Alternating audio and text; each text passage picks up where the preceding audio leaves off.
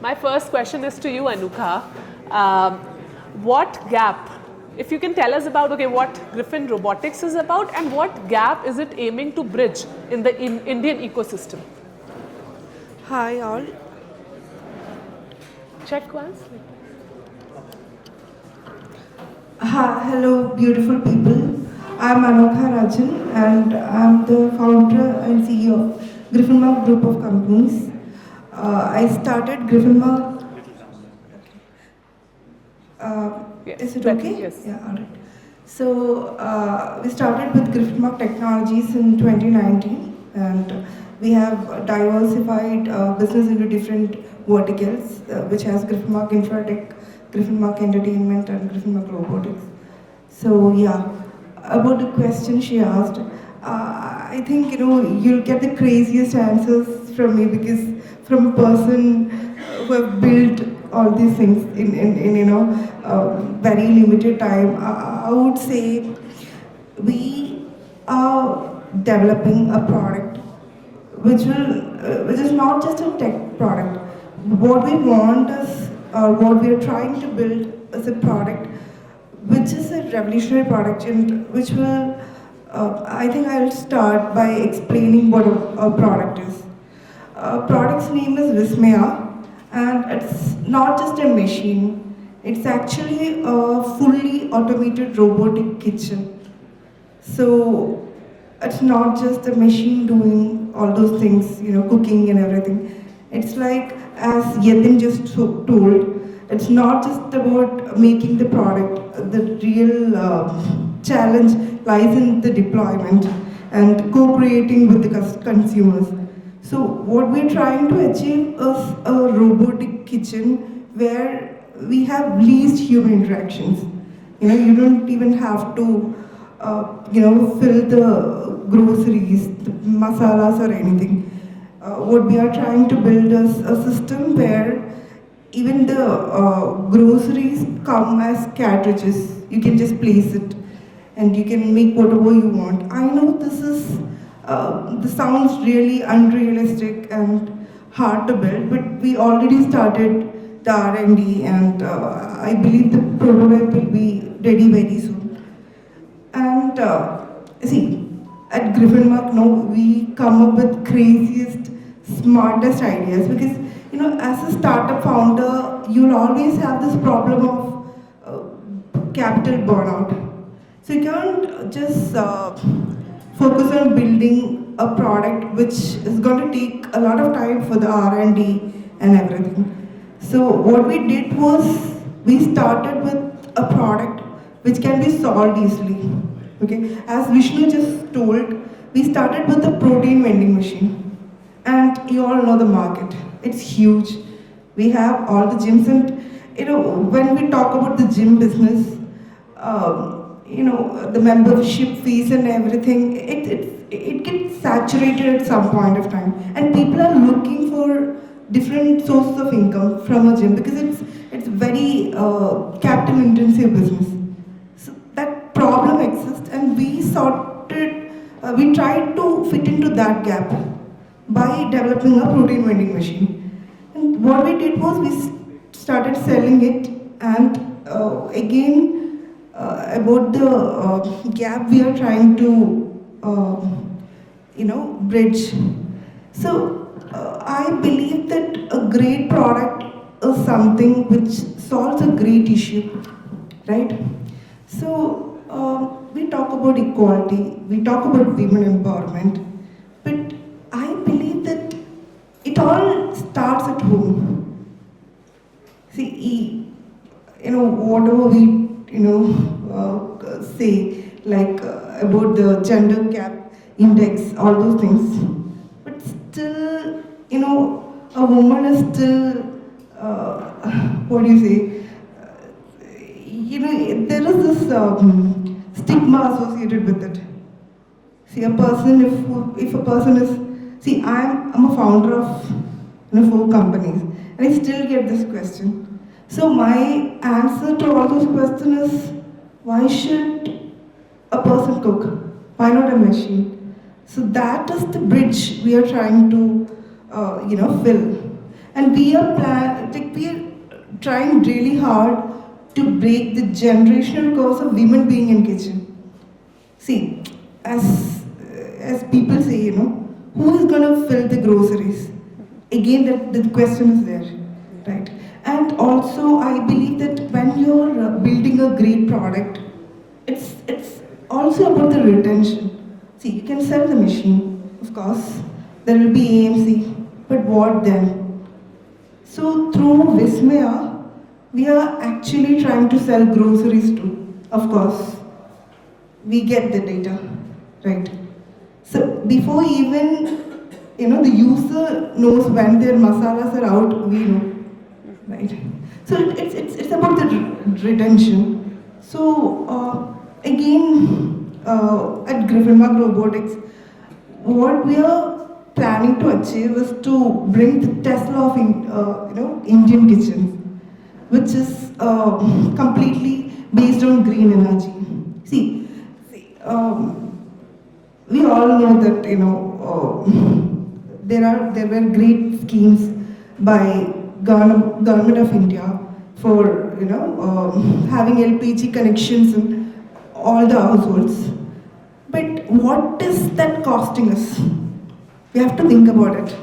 See, a single gas of cylinder is emitting a lot of carbon. I believe it's 40 kg of carbon, which is contributing to carbon emissions and everything. And the country is moving towards sustainable development goals. Don't you think that's a big question, big problem to address? According to data in 2023, published by Ministry of Petroleum and Natural Gas, around 290 million cylinders are used in a single year, and it contributed to the emission of 11 million tons of carbon dioxide. So we are planning to build a system, or we can't just call it a machine because it's the entire kitchen which we are trying to replace. So with that, we want to work along with the sustainable development goals too. Yeah. And of course, we want to introduce this concept of food beyond borders. So that once we launch, of course, we are not going to launch it in the first phase, but the ultimate product of Vismaya is going to be something which is more like a neo-franchise model for F&B chains. See, how does an F&B chain grow? It's like you start a company, you're going to, you'll go to the next. Of course, sir knows it very well. So what we are trying to achieve is that in future, you don't need all that. You can get anything, whatever you want, at the comfort of your house.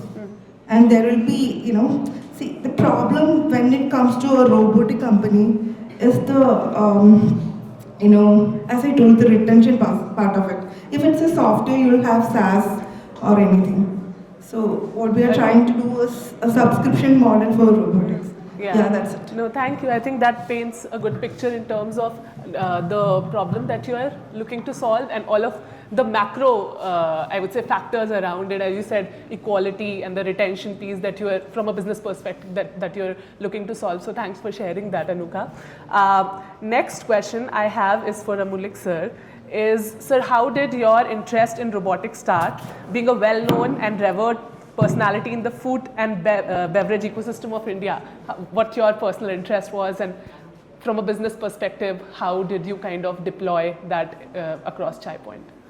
No, I mean, we're trying to solve a business problem of consistency across stores. That was the starting point. You can't be people dependent if you want consistent taste day in, day out. Humans are prone to errors, and chai making is not some magic. It's a series of steps, so you have to do it consistently. And then we also realized that you need to take the machines to where the consumers are. You need to take the beverage to where the consumer is, which essentially meant that we had to deploy a lot of automated machines at places where more than 50 odd people congregate every day. Yeah. So as that happened, we had thousands of sites where automated machines were present. And I think in Vineet's slide, he was talking about distributed automation platforms as one of the pillar, right? So once we realized that we have a certain scale which is meaningful in having distributed automation platforms, we were very clear that we are entering into a zone which is, if not fully autonomous robotics, these are obviously not autonomous machines, but we were crisscrossing that territory, right? Yeah. And with every quarter, software releases were making the machines more and more intelligent, and our technology to map and track these distributed machines was getting better. So this sort of coincided, this business reality of ours coincided with whatever has been happening in AI first, because software became a lot more easier for us to do.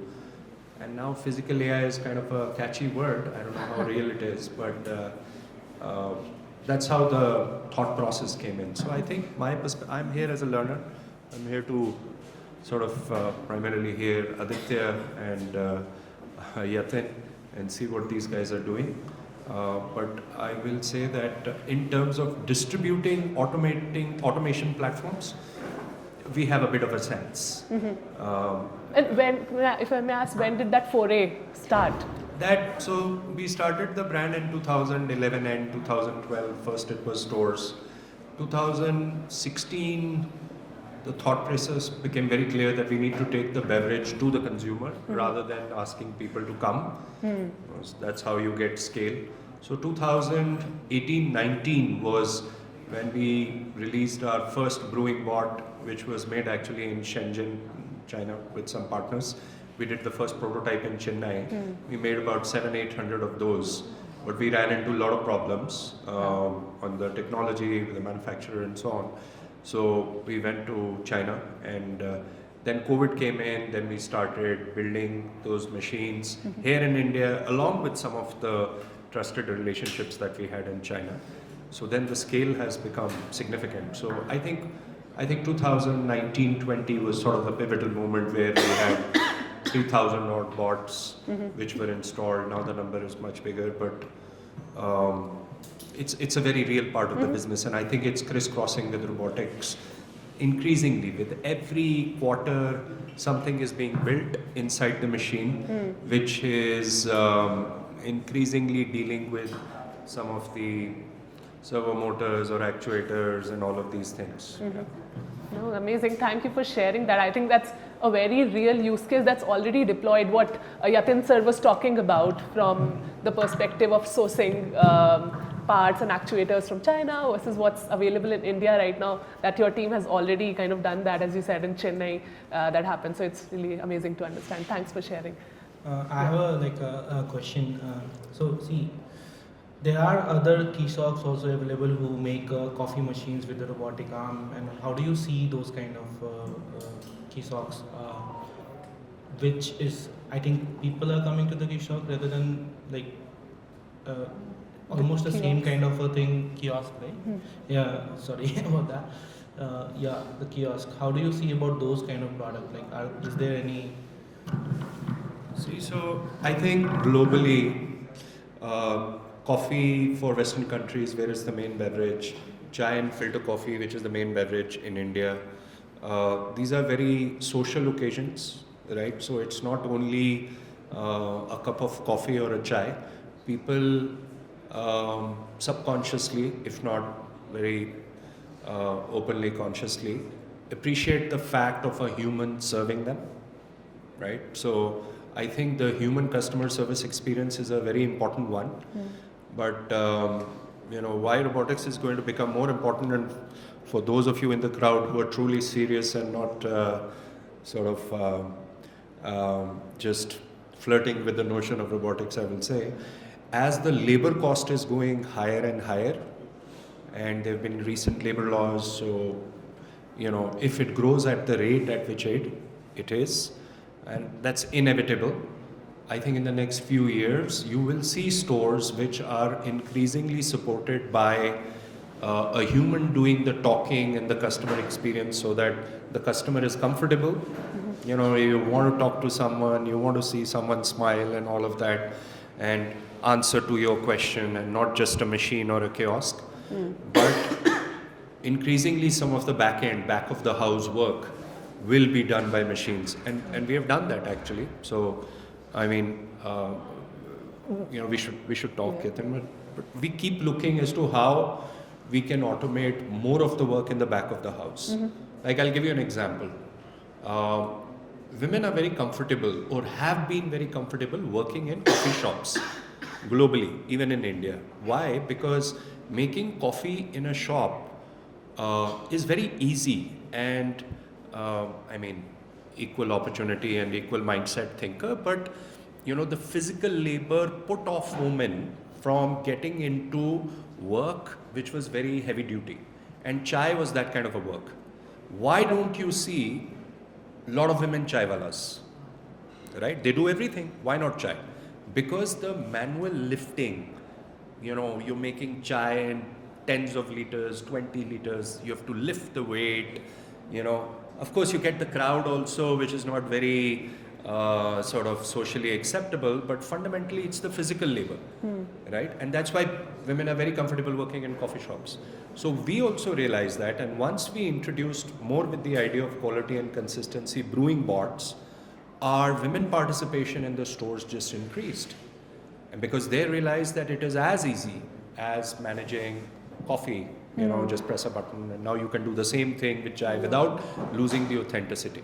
So there is this factor also, but cost and increasing labor wage, Roshan is going to make sure that, I'm almost sure that in the next 2 or 3 years, robotic arms and all of that will come. First at the back of the house, then in the front of the house.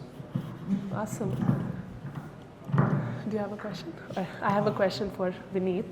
Vineet, what got you interested in enabling the physical AI ecosystem of India, and what all capabilities does XP Robotics enable currently?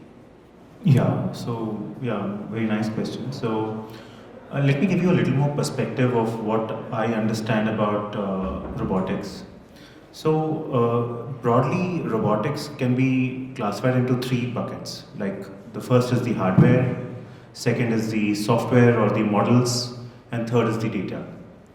So and why is it interesting now? Why is it imminent now? If we ask that question, so we are actually at a cusp wherein a lot of building blocks have come in place. Robotics is not new. Robotics existed even 50 years ago, but why didn't it take off? Why it never happened? Because the building blocks were not in place. So today, as we speak, the building blocks in terms of AI is a building block, generative AI is a building block, hardware in terms of the kind of motors, the kind of actuators which is getting developed is a building block. So all these ecosystems are slowly gravitating towards an environment wherein now autonomous robots can become a possibility. And this technology is evolving, and as we speak is evolving very rapidly. So overall, when you talk from the perspective of XP Robotics, so let's come to the community part of things. When we look at India as an ecosystem, India is a very large country with 1.5 billion people, but if you actually see geopolitically, we are pretty challenged. Like recently, US was arm twisting. They couldn't arm twist China, right? The reason they couldn't arm twist China was because China had leverage. China had rare earths. So where are we building our leverage? So robotics and AI is just no longer business. Robotics and AI is actually geopolitics. And with that perspective, I feel it's very imminent that India builds its robotics and AI capabilities. We've missed on the semicon bus, we have missed on the model bus, but we should not miss the robotics bus. So I think the only way robotics can get nurtured and grow in India is through the community, and that's the reason why we have the community, the initiative, and it takes a village to raise a child. So with that notion is what what we've come out Yeah. with. Thank you. That's amazing, sharing the perspective that you got. I know you and Roshan both have recently visited China, so sharing that perspective with this whole room, I think is very, very important. And for both of you, Roshan and Vineet, I would love to understand, when you visited China, what kind of stood out to you in terms of why China is dominating this race currently, what they did right initially, versus where India is at the cusp of, as you said, data is where we can dominate. What all we should be doing. Yeah. So let me start on the China perspective. Like I was there at Shenzhen almost a month over there to understand what these Chinese companies are doing right, what we are doing differently in India, and obviously we should learn from them and then kind of do in a similar way. First part is their government. Their government is somehow very much bullish in the robotics. They ask all the startups to come together. Like let's say if I am a humanoid company, then I could see in a single building, motor company is also there, wiring harness company is also there, and humanoid company is also there. So it's very easy for them to very much communicate to each other and get the things as quickly as possible. So, and for that, government is also spending money. Like they are giving those startups, like if let's say if you want to go to China and then start something on over there, the government will give you space and they'll allocate the space such like that this kind of ecosystem is already built. So similar kind of stuff we don't see in India. Like, and in Shenzhen, like I think most of the people would know that maybe Shenzhen is competing with Dongguan or some Hangzhou based on so that more and more startups can get into their place. So we are not competing, like Bangalore is not competing with Hyderabad. Okay, if somebody want to start a startup, like okay, in Bangalore government will give you, okay, you take this place, maybe we'll secure your employees salary or something. Maybe if you purchase something, we'll give you support or grants in that perspective. I don't think things are happening that way. That's happening in China.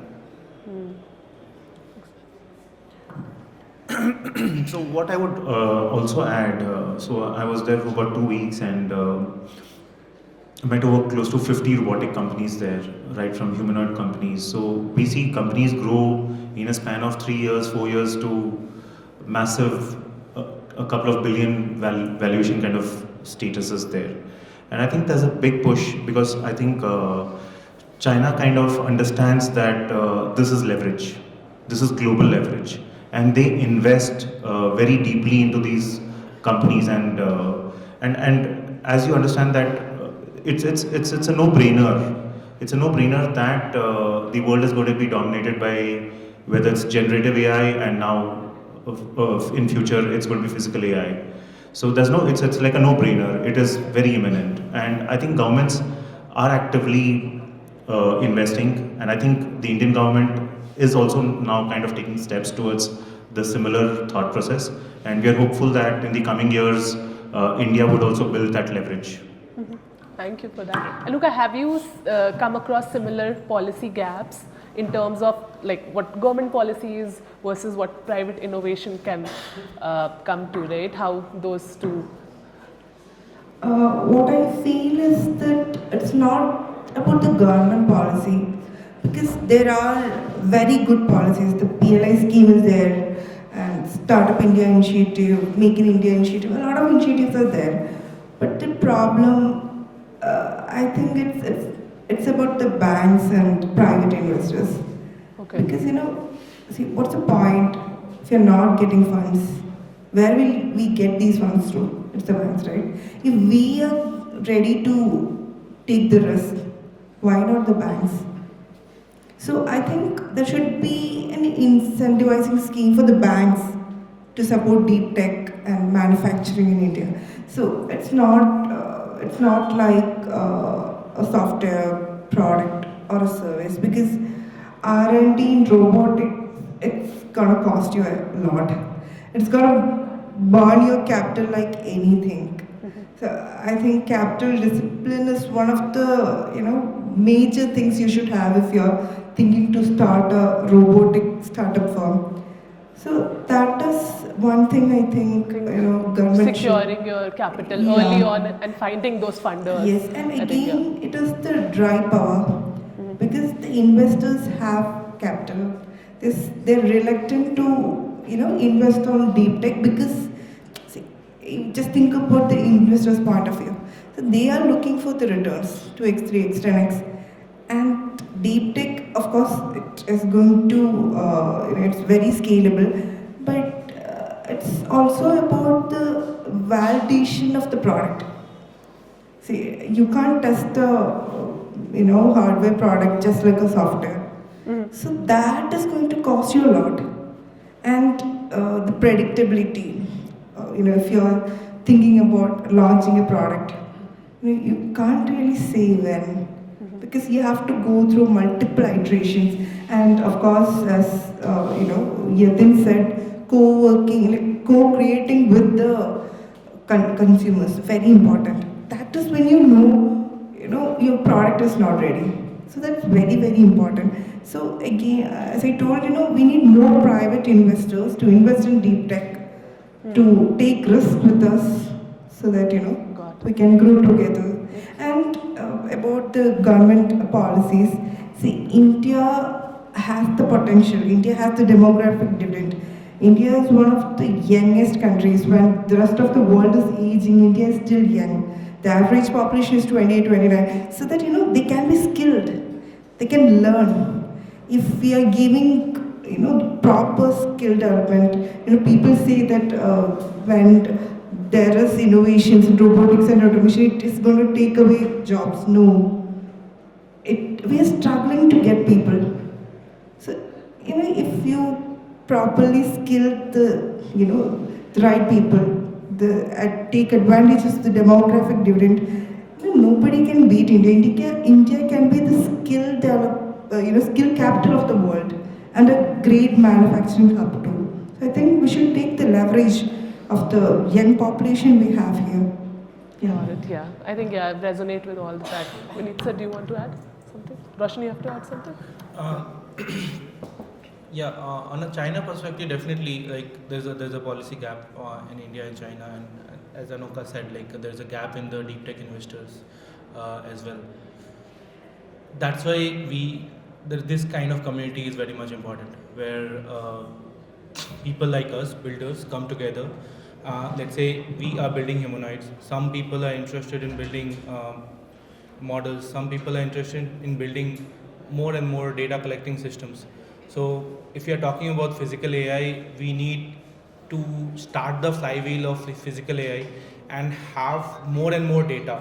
So like to kind of tell you that how ChatGPT started, I was using ChatGPT around 2017-18. Like they were like GPT-2 they have released at that particular time, and they was not very good. So dialog flow or those kind of things was very much better than ChatGPT what we could able to use at that particular time in our Mitra robot.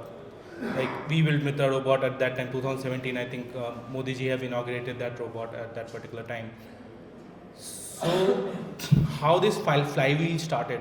They have given the OpenAI company. OpenAI has given the ChatGPT model to the people.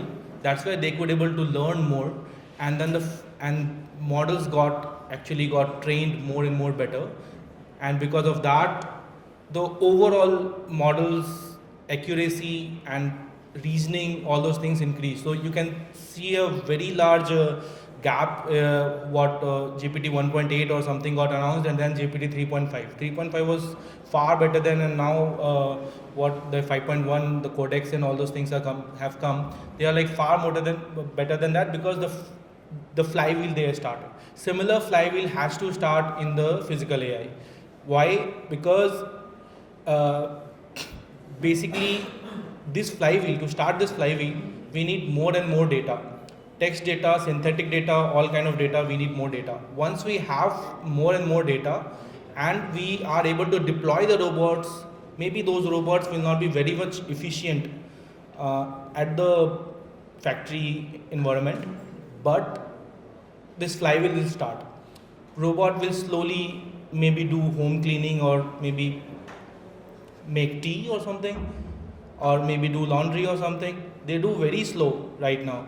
But it will start the flywheel, and over the period of time, they will get better and better in walking, better and better in like maybe doing laundry and all those things. And to create all these things, we need a community where people because so many tasks in there in the physical world. In the software world, this is mostly like a supply and demand. But in the physical world, किसी को चाय बनाना है, किसी को laundry करना है, like so many things are there. So that's what we need this community. Like let's say one more example I'll take. In a factory scenario where motors is being assembled, so you have to put a motor, and then on top of it you have to do the coupling of the wires in the motors. So many individual things are there. One person who has the background knowledge of all these things can only train those kind of robots, right? Similar, so many examples can come like that. So that's why I need a community, need more people, so that this physical AI wave can take off. Where do you see, like, as you said, there is more skill set required, more skilled people required. How do you see, like, the community kind of helping them upskill, or in general, within India, the resources that are available that people can utilize to upskill college students, can target more robotic company focused jobs?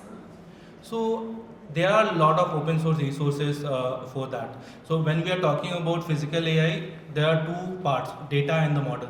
For data recording, there are Stanford libraries like UMI kind of a data, behavior robot suit kind of a data. Those data are like exoskeleton. A person who is doing laundry, or maybe at home doing some job, maybe arranging the pillows on the sofa or something like that. Those data can be recorded, and we need a help in recording those kind of data. And models can be trained based out of that. Once we have done that, having the better architecture on the model, that also helps to gain more. So it's a game like model and the data. You have more data to have better model. If you have better model, you need less data. So over the period of time, we need less data, because data generation is costly affair. You need a lot of operational challenges. Let's say if I have to record the data of a factory worker who is assembling a mobile phone, 500 of factory workers, we have to put a good iPhone level of camera on top of it, so that to have a good data. And then recording those data is an operational nightmare, like so much money that becomes like data as a cost of like $3, $4 per hour, that kind of data. So this is where learning curve would be like, first you understand how to train the model based on these kind of data, and how to record better data so that a model can be trained easier, architecture level, as well as having more convertible data recording, so that models can get trained. I think that's very relevant. I know some students like Rahul in the crowd, they are building and taking up projects in robotics. I think these are valuable resources. You guys can also, like, we'd love to understand your perspective after during the networking session as well. Yeah. You have some? We'll have a discussion on the Q&A session. Yeah, during Q&A we'll definitely discuss. Sure. I do have a final question for you, sir, Amulik sir. Is you've seen, like, you've been on both ends, seeing a robotics demo probably when you were kind of working with your counterparts to put it together, and the actual deployment. What was that, like, first step of failure that you would have seen, and how both things are different? How the demo looks and versus the actual deployment? How both came about for you? Yeah. So, when we built the bot in China, the corrective cycle was minimum 2 months.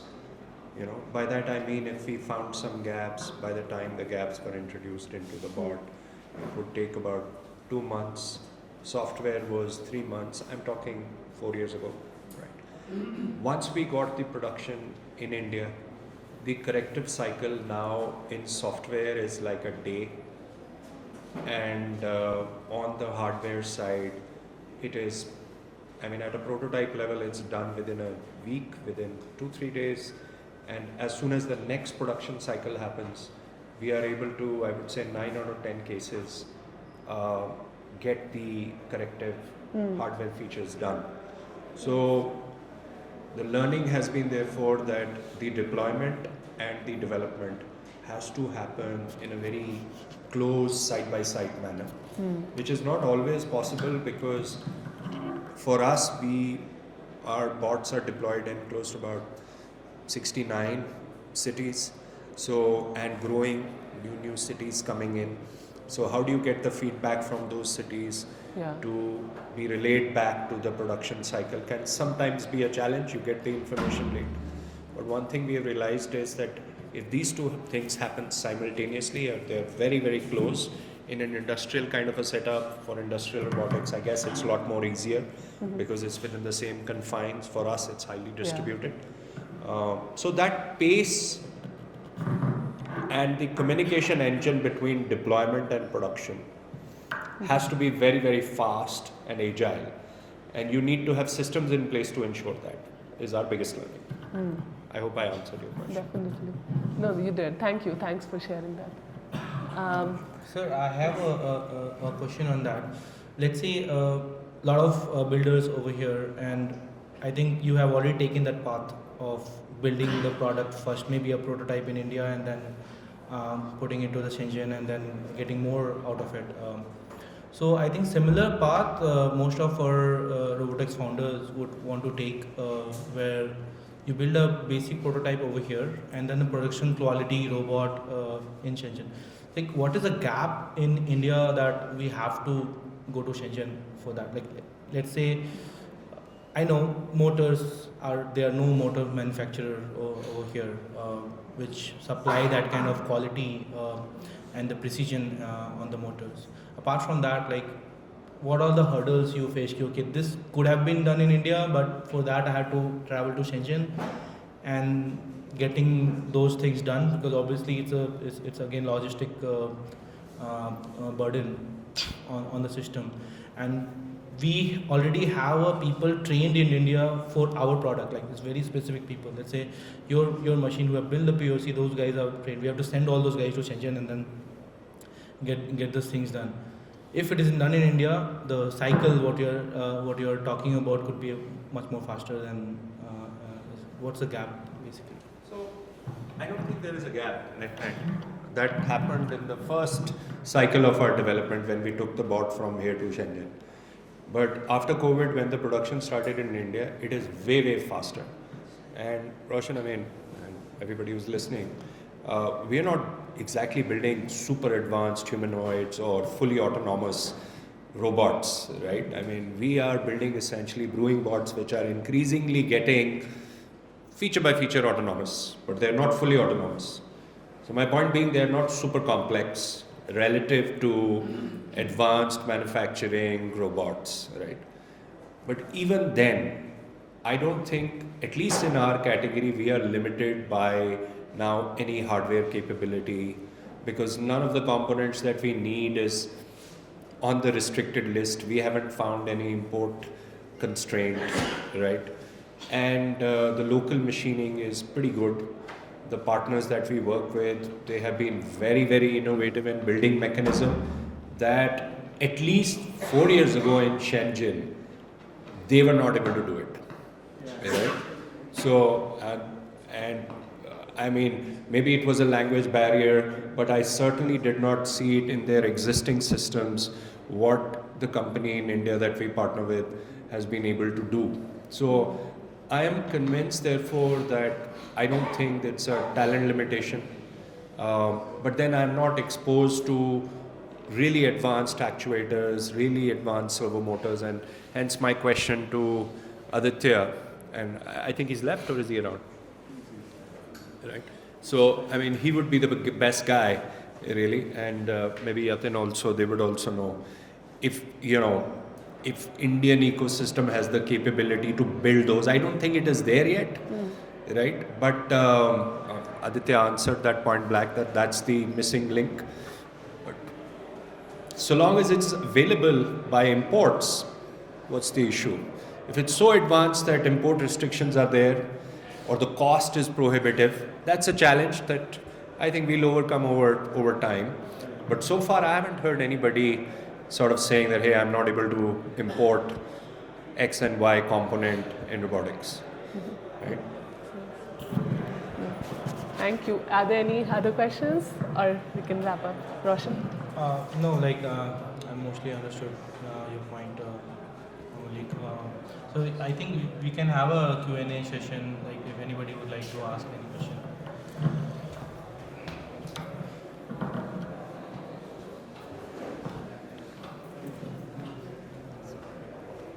Thank you. Hi, I am Manish. I am founder of a company called Flow Mobility. We are building robots for construction industry. Hi. So thanks for organizing this. First of all, this is a very good feeling to see so many people interested in physical AI on a bright Sunday morning. So good to see this. My question is related to, since you're talking about ecosystem and the constraints in the ecosystem, one of the big challenges is availability of good talent, right? How do we get people? Right now we are not constrained by demand, we are constrained by our ability to actually build across the board, and to some extent capital also. Anything as a community which you guys think we can do to nurture better talent and get a good talent pool? Any thoughts on that?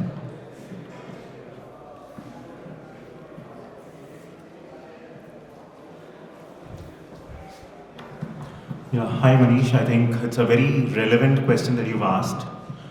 Despite having 1 million STEM graduates engineering every year, as in passing out every year in this country, relevant skilling is a challenge.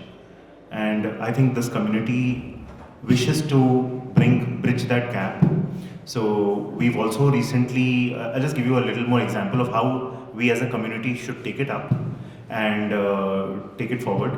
So we've recently tied up with the Vishwesvaraya Technology University, which has about 300-400 colleges in their fold in Karnataka. And we intend to do awareness campaigns there, do hackathons, makeathons in those places. And I think that will give them more curiosity to the children there and probably will align them rightly towards the real use cases the industry needs.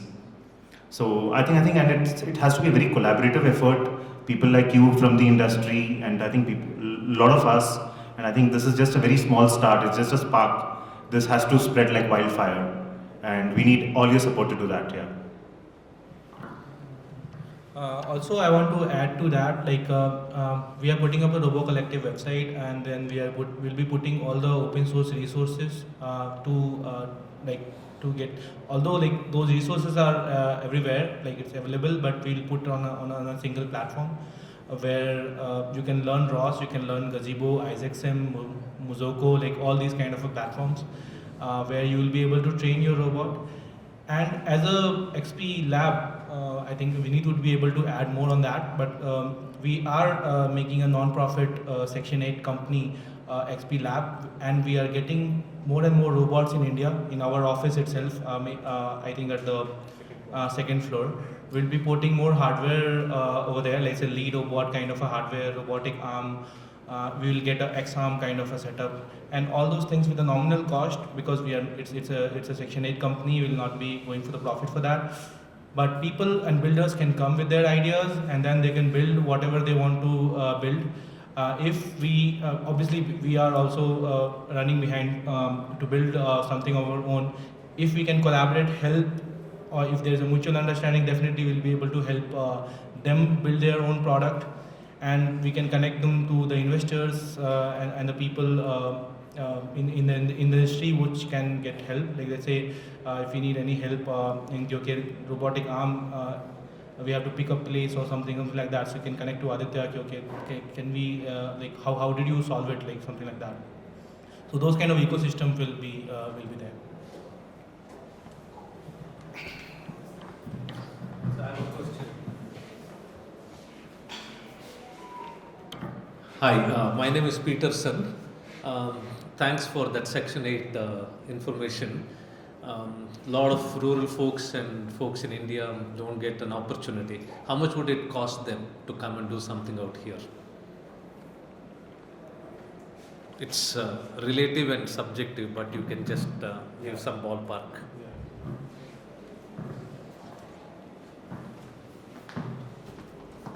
So all these equipment which makes a part of the Maker Lab is in crores, right? And to get access to those, so we will be probably just charging the maintenance part of it or the bare minimum part, so that we're just able to sustain the venture. So it has to become a self-sustaining. It cannot be on donation money. It cannot be on grants. So, and we would also go to the government, seek their support as well, as in becoming an R&D hub, because mostly India has to become an R&D country if it has to lead this whole physical AI drive. So we would do all that, and we would also kind of partner with NVIDIA, AWS in terms of getting GPU credits, India AI mission, and we would kind of extend all of those freebies to the students, to the rural folks. That's what we do. And I'll just give you a little more background. We are also part of, my father, he kind of is a part of a initiative called Ekal Vidyalaya, which runs 1 lakh schools in 1 lakh villages of India. So he kind of heads the South India zone, and we've kind of built the whole technology for that 1 lakh schools.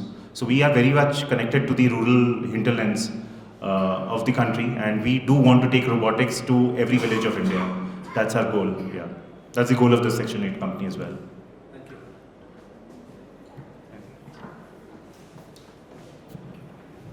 I think last question. Hello, is this okay? Yeah. Hi, my name is Ram. I am working as a technical architect for autonomous driving software stack over here in Electronic City, Continental. So my question is based on my experience that we had over the past couple of years when hiring, looking for good people to work on. So as you all know, this is like a technology heavy stack that we have to hire people for. But the kind of competitors we have, whom we often lose people to, are the software companies who have their EBIT more than 20-30%. And being in physical space, at least automotive, we make hardly maybe 6-7%. So our constraint has been to, trying to give the salary that the people like, the software companies who can afford much more than us. So in that process, we couldn't hire really great people. Often we get people who are passionate about this technology, who want to work on. And that is probably the case here also in robotics. We will have a lot of passionate people who want to work on this. But then, if you consider at a statistical distribution, I think that will be limited for physical AI space. So, this is my perspective. I just wanted to see, all of you probably have some experience in this.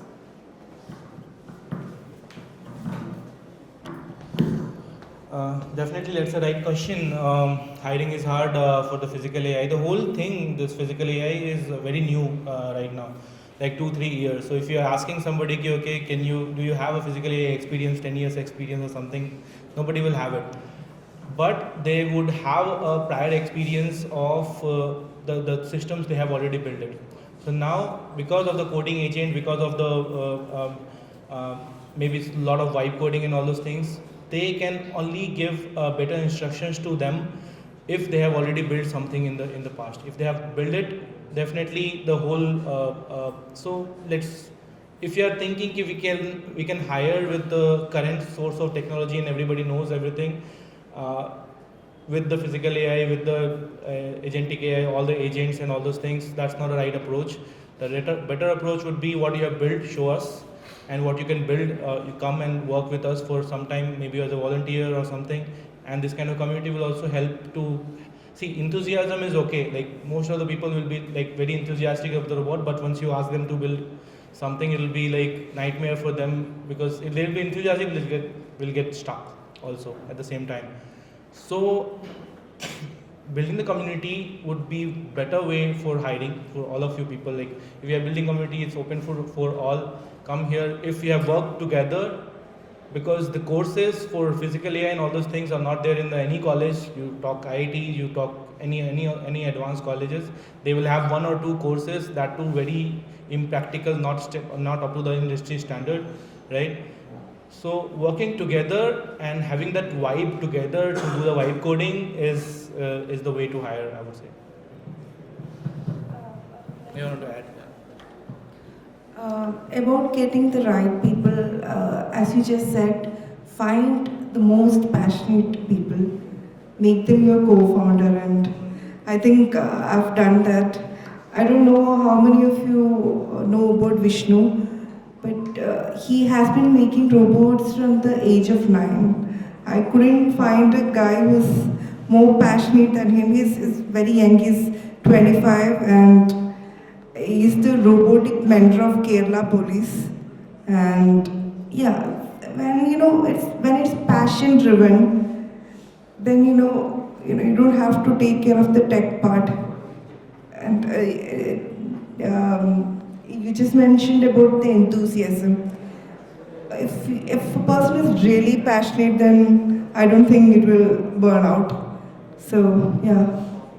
And again, we had the advantage that Vishnu have been teaching a lot of students. He has been taking classes for more than 200 schools and colleges. And I think I'm very proud to say this. He has been teaching even PhD students. So for getting resources, I think, passionate people, they'll get you really, really good team. Yeah. Awesome. Thank you. Thanks, panelists, for sharing all of the knowledge that you have accumulated over the years and what you're working towards. I got to learn a lot. I'm sure our audience got to learn a lot. And audience, thank you for your questions. Thank you.